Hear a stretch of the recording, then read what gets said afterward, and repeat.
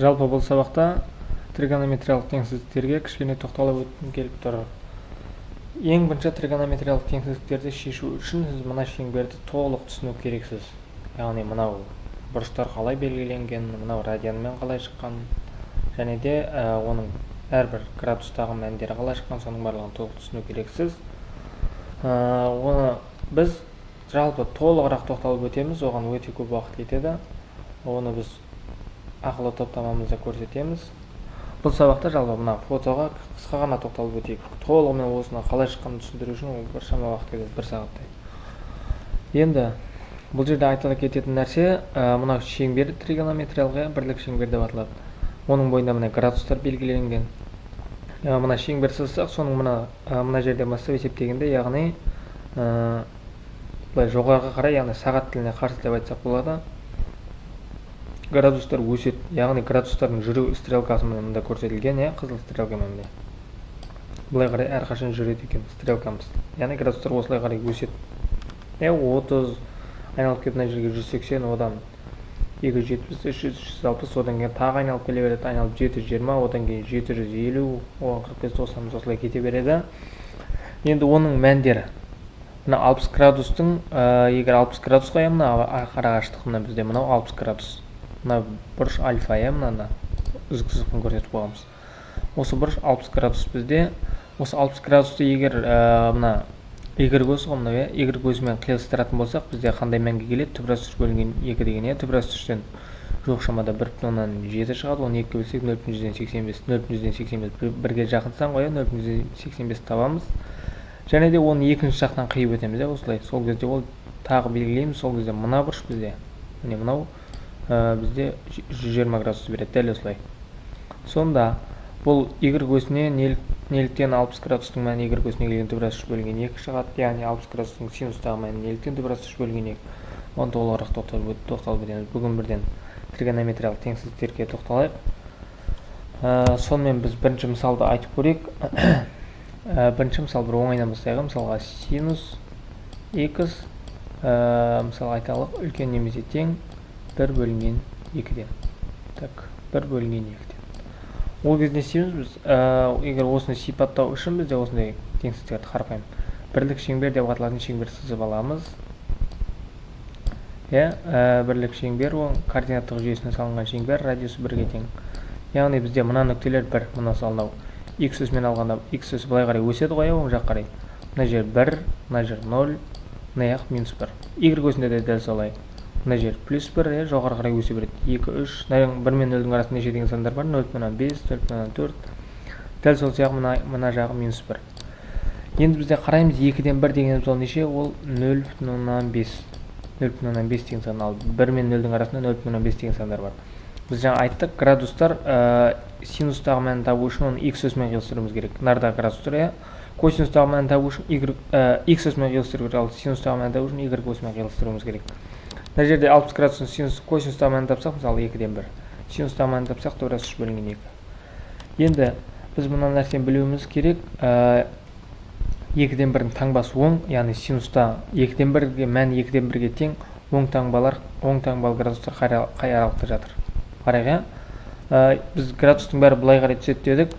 Сонда бірінші 2-ден 1-ге кеп түсетін жер менен мұндай екен, басқа жердің бәрі минус 2-ден 1. Яғни синустағы 2-ден 1-ге тірелетін градустар ол неше? 150 градус пен 30 градус. Енді осыларды белгілейміз, яғни олар қалай тұрады екен, бұлай тұрады. Біз мектеп қабырғасында өткен болармыз, мынадай. Егер бірлік шеңбер болса, оның синустағы таңбалары плюс, мына бірінші, екінші ширек, қалған екі ширек теріс. Ал косинуста көлденеңнен тұр, мына бірінші және төртінші ширек оң, екінші және үшінші ширек теріс деген. Себебі неге? X өсіне келіп түсетін, Y көзіне синустың мәндері Y көзіне келіп түсетін болғаннан кейін 0 мен, яғни бірінші және екінші ширекте тұрған градустар не істейді? Әрқашан 0 мен 1-дің аралығындағы сандар қосады. Ал оның барлығы оң таңбалы. Мына 0-ден төмен қарай орналасқан мына үшінші ширек, мына төртінші ширек, осы үшінші ширек пен төртінші ширектің ширекте орналасқан бұрыштар Y көзіне келген кезде тек теріс сандарға тап болады. Сондықтан синуста шеңбер осылай 2 таңба минус. Егер мына 2-ден 1-дің алды минус болғанда біз мына аралыққа белгілейік. Ал бізде плюс, сондықтан 2-ден 1-дің 2 мәні бар бізде, градустар бойынша. Осы екі аралыққа тиісті. Енді 2-ден 1 дегеніміз ол қарайтын болсақ, мына жерде синустағы мәніне. Ол неше 30 градусқа тең екен. Ал 30 градус радианда пи бөлінген 6. Яғни мына шеңберді белгілеген кезде біз 2-ден 1-ді пи бөлінген 6 деп белгілейді екенбіз. Ал мына жақта екінші ширекте дәл осы пи бөлінген 6 қандай саналып орналасады? Мынада бір сан азайтылды. 5 пи бөлінген 6. Бұл қалай шығады? Бұның барлығын түсіндіру жолы бар. Элементар нәрселер. Енді осыларды біз қиылыстырайық. Яғни екеуін қиылыстырсақ не істейді? Мына 2-ден 1 деген мән осы жерде жатыр. Осыған келеді. Енді 2-ден 1-ден мына жоғары жақтың бәрі қандай? 1 мен 0,15-тің арасындағылардың бәрі үлкен. 0,6 бар, мына жер 0,7, 0,8. Ал төмен жағында керісінше 0,5 болса, мына жер 0,4, осыға келеді де 0-ге келеді. Енді қарайық, синусымыз 0,15-тен қандай үлкен аралықта жатыр. Яғни мынау синус иксіміз үлкен немесе тең, яғни үлкен болуы мүмкін ол кемде. Кіші деген жоқ, яғни үлкен аралықта, мына аралықта жатыр. Осы аралықта жатыр деген сөз, біз осы аралықты бояймыз деген сөз. Яғни бізде мына аралықтарға бояп көрсек, мына аралықта синусымыз біздің жатыр. Осы аралықта бояймыз. Так. Сонда біз жаңа айттық, әрқашан стрелка былай бағытталған, оң жаққа теріспен жүрсе теріс қарай. Сонда бізде қалай бағытталады? Міне, осылай бағытталады. Сонда градустың бірінші болып мәнін қайсысын жазамыз? Біз пи бөлінген 6-тан бастап жазамыз. Пи бөлінген 6. Так. Плюс 2πn деген периодқа бұны түсіндірім неген? Үлкен немесе тең x-тан. Үлкен немесе тең 5 пи бөлінген 6. Плюс 2πn. Енді, яғни біз айттық қой, осы аралықта жатыр, яғни мынарда жатыру мүмкін, мысалы синус x мына жерге қойсақ та, ол мына теңсіздік орын алады, өйткені пи бөлінген 6-тан үлкен, 5 пи бөлінген 6-тан кіші. Мына аралыққа қойсақ та, мына жерге қойсақ та, қай жерге қойсақ та болады, тек мынадан төмен түсіп кетпеу керек, мынадан төмен түсіп кетпеу керек. Мынаның өзіне келсе болады. Өйткені теңі бар ғой, мүмкін тең болуы мүмкін жағдайда бар. Яғни x осы екеуінің аралығында жатыр деген сөз мынау, Енді мынау 2πn деген период деп айтады, оны нақты түсінбеуіміз мүмкін кейбіреулеріміз. Енді мысалы градус нарда жатыр делген, мысалы мына жерде жатқан градус болуы мүмкін, мысалы пи бөлінген 6 болса, 30 градус болса, мына жер 45 болуы мүмкін. Яғни 45 градус енеді. Ал 45 градус енсе бізде 405 деген градус ене ме деген сұрақ. Пи бөлінген 6 деген 30 градус, 30 градуспен 5 пи бөлінген 6 деген 150 градус. Яғни 30 градус пен 150 градустың арасында жатыр деген сөз емес бұл. Осы екеуінен бастау алады, одан кейін 2πn, осы әр екі айналым сайын осы аралықты қайталанады. Яғни мысалы мына жерде 45 градус жатса, бір айналып келсе, оған 360 қосам 405, яғни 405 градус нарда жатады. Яғни 405 градуста не деген сөз? Бұл есептің жауабы. Сізге дәл мынаны бермеу мүмкін, мысалға есептеу кезінде оңай болып кетеді. Осыны бермеу мүмкін, мысалы мына жерге орнына немесе мына 405 радиан түрінде беру мүмкін. 405 градус радиандағы мәнін айтады да, мысалға. Осы мына аралыққа тиісті ма дейді. Мына теңсіздік үшін орындала ма десе, сіз әрине дұрыс деп орындайсыз. Яғни 2πn деген сол. Яғни әр 2π деді қой, шеңбер бір толық айналып шыққанда 2π. Сонда бір толық айналып келсе, дәл осы орынға қайтып келеді. Тағы айналса, тағы айналып келеді. n-нің орнына біз сан береміз мысалы. 10 рет айналғандағы мән осы жерге келе ме, тек араға 10-ды қоямыз, яғни не істейді? Мына 10 рет айналып келеді. 10 рет айналып келсе, яғни мына жерге n-нің орнына 10-ды қоямыз, 2π көтеміз 20π. 20π-ді мына 5π бөлінген 6-ға қосамыз, ортақ бөлім беріп. Сол кезде қанша радиан шығады, сол осы градуста жататын бұрышың радиандық мәні. Яғни 2πn дегеніміз сол екен, пи бөлінген 6 пен 5π бөлінген 6 қаяқтан шыққанын түсіндік. X оның аралығында жатыр деген нәрсенің не екенін түсіндік. Енді косинусқа бір мысал алайық. Мысалға косинус x кіші десілер, так айталық түбірасты 3 бөлінген 2. Түбірасты 3 бөлінген 2. Тағы да шеңбер саламыз. Егер мына шеңбердің толық неліктен бұлай салынады, соның барлығын егер толық түсінсеңіз, сіз мына біздің шеңберді неліктен салып жатқанын, қаяқтан белгілеп жатқанын толық түсінесіз. Біз плюс етіп алдық, енді мысалы минус етіп алдық. Біз айттық, косинуста мына екі аралық 10, мына екі аралық минус, себебі x өсіне байланысты бойында орналасқан градустар не істейді? Бірінші және төртінші ширекте орналасқан градустар бәрі не істейді? Оң аралықтарға түседі. Ал қалғандар теріс аралық, 0-ден сол жағы. Минус болғаннан кейін не істейміз? Түбірасты 3 бөлінген 2-ні алды минус екен, сондықтан біз мынаны минус аралыққа белгілейміз бүйтіп. Енді түбірасты 3 бөлінген 2-де косинус түбірасты 3 бөлінген 2-де пи бөлінген 6. Мысалы мына жақтар жаттамаған болуыңыз мүмкін, сіз білмейсіз деп есептейік, пи бөлінген 6. Енді мына жерге қарайық. Мына жерде ол пи бөлінген 6 болып белгіленеді екен. Енді екінші ширектің заңы бойынша ол мынадан 1 пи азайтылады, 1 сан азайтылады. 6 болса мына жерге 5 пи бөлінген 6 деп жазамыз. Ал үшінші ширекте дәл осыған кері шама. Бұл кезде 1 пи аз емес, 1 сан артық жазылады. Мынада 6 болса мынарға 7 қойып жазамыз. 7 пи бөлінген 6. Енді осы екеуін қиылыстырайық былай. Так, мына шеңбер дұрыс салынбады. Мысалы, мына жерде айтайық, осы жерде не еш бізде минус 4 бөлінген 2-ге тең. Енді осыдан синусымыз қандай кіші, косинусымыз осы аралықтан кіші жарылып жатыр. Ол былай қарай өседі, яғни косинус мына аралықта жатса не ол үлкен болып кетеді. Ал мына аралықта жатса косинусымыз кіші болып қалады, Косинус мына аралықта жатыр мүмкін. Ол не болады? Мына екеуінің мәнінен кіші. Яғни ол осы аралықта жатыр деген сөз. Осы аралықта толығымен бояймыз. Сонда осы аралықты боясақ бізде жаңа айттық, стрелка былай қаратамыз. Жауап ретінде қайсыны жазамыз? 5 пи бөлінген 6-тан бастаймыз, 5 пи бөлінген 6 плюс 2 пи-н. Косинус пен синусты әрқашан осы 2 пи-нді қосамыз. Және де былай жазсақ та болады, арасына теңсіздік күйінде жазсақ болады, немесе осы күйінде жазсақ болады. 7 пи бөлінген 6 плюс 2 пи-н. Пи-н.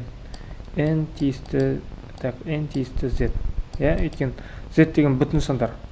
Мысалы, 1 айналса қайтын ара келеді. 2 айналса осы ара келеді. 2, 1, 2-дің бәрі бүтін ғой. 4 айналса 4 рет айналып бітті, осы жер келеді. Ал 1,5 айналса ше, бұлай 1 айналып келеді да, оның жартысы 1,5 деген тағы толық 2-ге жетпейді, бірақ ара келіп қалмайды. Яғни ол асып кетеді. Сондықтан тек бүтін сан болу керек. N-нің орнына тек бүтін санды ғана қойып шығарамыз. Так, бізде x тиісті деп айтайық. X тиісті осы аралыққа 5 пи бөлінген 6 плюс 2 пи-нен 7 пи бөлінген 6 плюс 2 пи-нге дейін n тиісті z. Бұл түсінікті болса, енді мына x мына жерде есеп сәл күрделендіріп шығарайық. Мысалы, бізде айталық бар. Синус мысалы 2x деп айтайық, үлкен немесе тең түбір астында 2 бөлінген 2. Егер сіз шеңбер толып жаттасаңыз, біз оны түсіндірмей қояйық, бірден шеңбер сызып кетейік. Түбір асты 2 бөлінген 2-нің алды оң, синуста оң аралық бірінші және екінші ширек, екеуін қиылыстырамыз, мына аралықты белгілейміз, яғни түбір асты 2 бөлінген 2 дегеніміз осы аралықта жатыр. Енді түбір асты 2 бөлінген 2 ол 45 градус, 45 градусына радиандағы мәні пи бөлінген 4, ал мына екінші ширекте ол пи бөлінген 4 неше болып жазылады? 3 пи бөлінген 4. Енді осыдан синусымыз үлкен болса ол аралықта жатыр, мына үлкен жақта, яғни 1 мен n аралығында жатыр. Осы аралықты біз бояйды екенбіз. Осы аралықты бояймыз, синус осы аралықта жатыр деп. Енді осы аралықта жатса, стрелка былай қаратылады. Бізде мәні пи бөлінген 4-тен 3 пи бөлінген 4-ке дейін. Енді бізде мына жерде 2x деген нәрсе бар, осыны ұмытпауымыз керек. Яғни 2x бізде тиісті деген салып қойып, қасында x болу керек. X тиісті деді қоя, ол кезде x-ің алдында 1 деген сан тұрған. Енді айтамыз бізде 2x тиісті болады, бізде мына аралыққа жазамыз пи бөлінген 4 плюс 2 пи-н. Так, және де 3 пи бөлінген 4 плюс 2 пи-н. Осы аралыққа тиісті дейміз. Ал бізде 2x-тің мәнін сұрамайды, теңдеу шешесі, яғни x-тің мәнін теңсіздік шешесі x-тің мәнін сұрайды, яғни бізде x-ті қалдыруымыз керек. Не істейміз? Мына 2-ні мына яқтың бәріне бөліп шығамыз. Мысалға 2-ні мысалына пи бөлінген 4-ті қалдырайық та, мына жерде мына 2-ні әкеп осыларға бөлеміз. Бөлу деген сөз не? 2-ні бөлеміз, пи бөлінген 4-ті бөлеміз 2-ге. Ал бөлудің ережесі бойынша не ол? Пи бөлінген 4 бөлудің орнына көйтімін ауыстырамыз 1 бөлінген 2, яғни 2 не істейді? Бәрінің бөліміне көйтіліп шығады. Мына 2 бәрінің бөліміне түседі.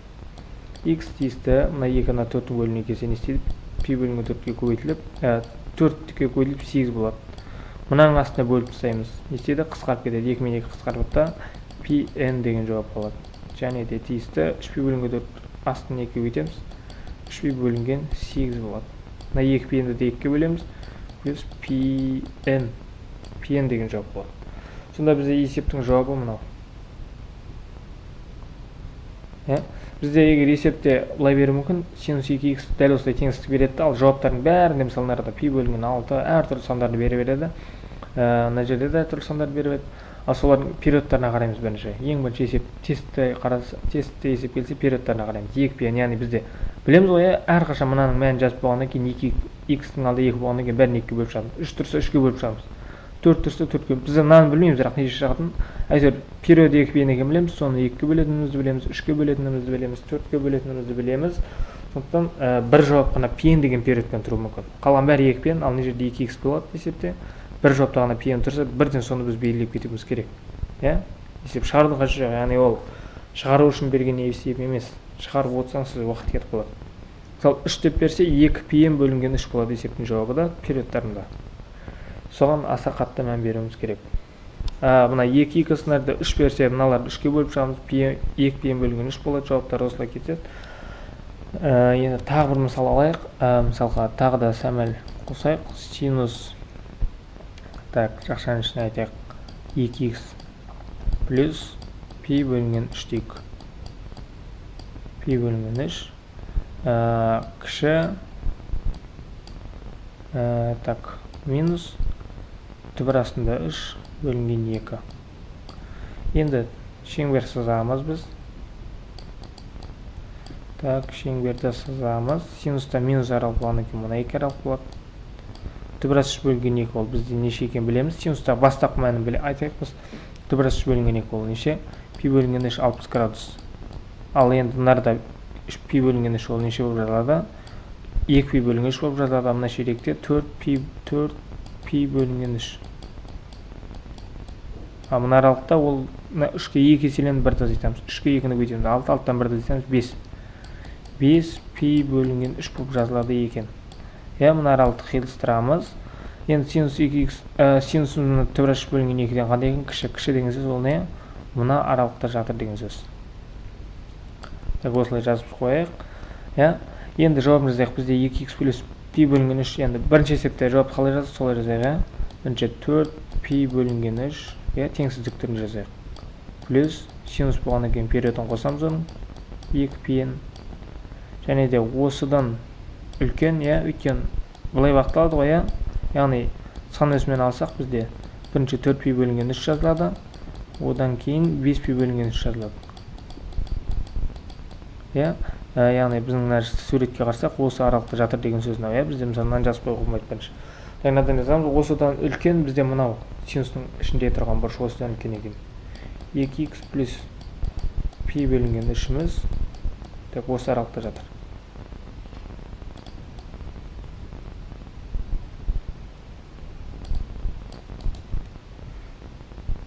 Енді осы да аралықта жатыр екен, осылай жазамыз. Бізде неше екінші жағы?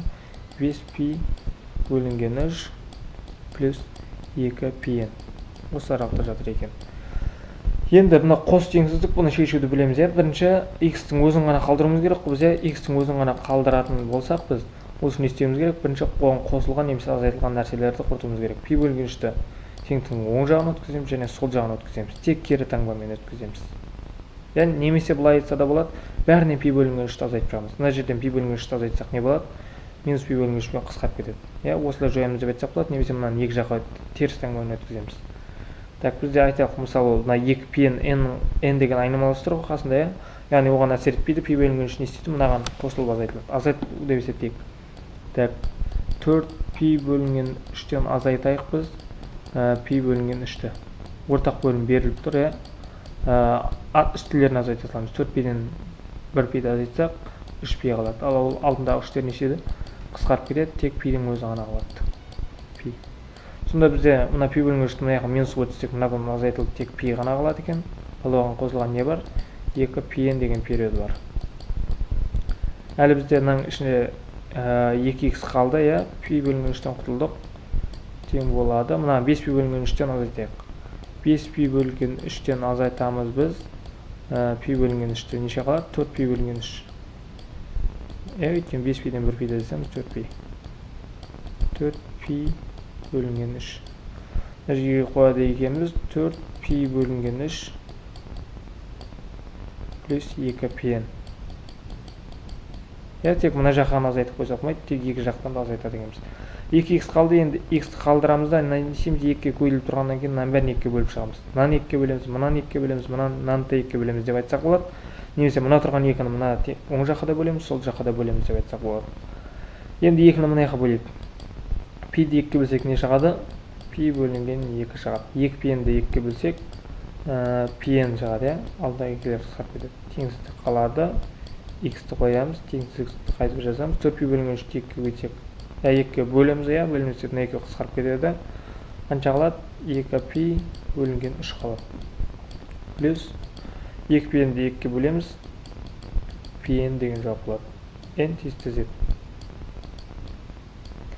Сонда мына теңсіздіктің жауабы, так мұнда 2-ні өшірейін мен. Түсінбей қалмау үшін. Сонда мына теңсіздіктің жауабы бізде шығады екен пи бөлінген 2 плюс пиен нен үлкен, яғни немесе пи бөлінген 2 плюс пиен мен 2 пи бөлінген 3 плюс пиеннің аралығында жатыр деген сөз. Егерде тригонометрия тақырыбын толық түсінгіңіз келсе, біздің ақылы топтама бар. Сол жерде біз бүкіл уақытымызды арнап тригонометрияға жеке тақырып арнағанбыз. Сол жерге жазылсаңыздар толық түсініп шыға аласыздар.